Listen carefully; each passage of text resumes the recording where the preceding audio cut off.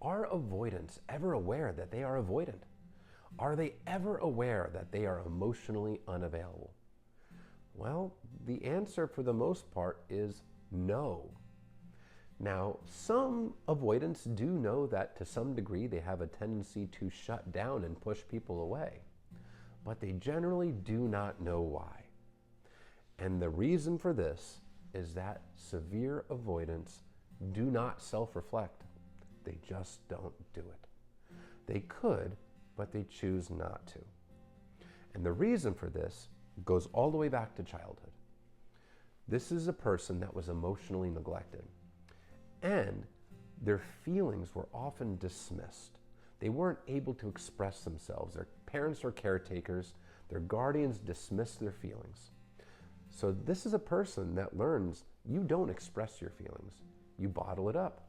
You run from your feelings. You avoid your emotions. And if you rely on anybody else for your emotional needs, you're going to get rejected, you're going to get abandoned, you're going to get disappointed. So this is a person that learns to run from their emotions, run from their problems, not face them.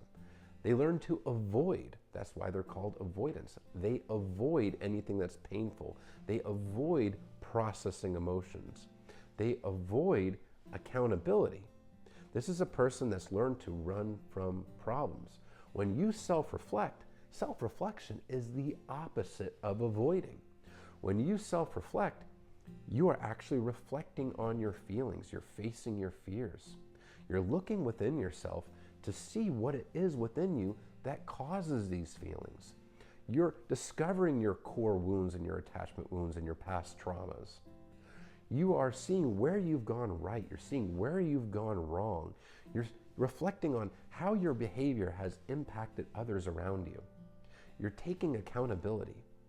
Those are all very painful things for an avoidant to do. This is a person that has learned all the way from childhood to avoid coping with things, to avoid processing things.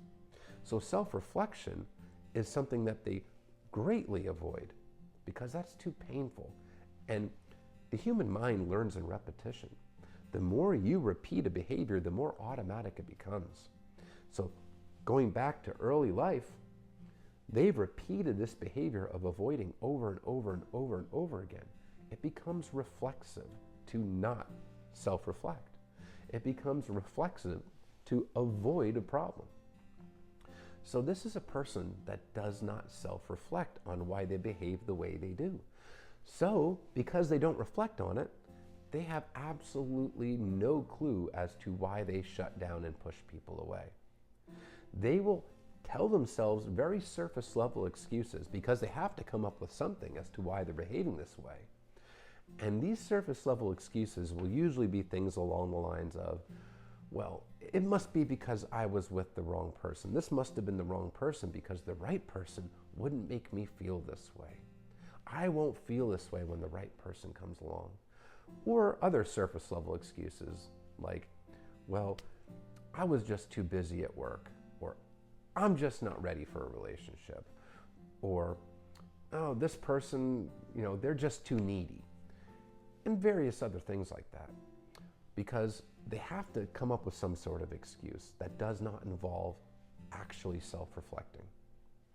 Now, if this person chooses to start self-reflecting, if they actually start to do the deep work, look within themselves, figure out what core attachment wounds are causing this behavior and causing these fears, and going to therapy, preferably with a licensed psychotherapist, they can begin to heal and actually learn to become secure partners. But as long as they are not self-reflecting, this behavior is going to continue, and this person is not going to be aware that they are avoidant. Now, should you tell the person that they're avoidant? Well, you certainly can.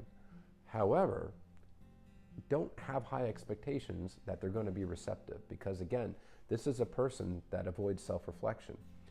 And if you tell them, especially when they are deactivated, when they're actively pulling away from you or discarding you, they are very unlikely to be receptive to this information and this feedback because they're already in a protective state, which is to avoid. So taking accountability is not something that they like to do.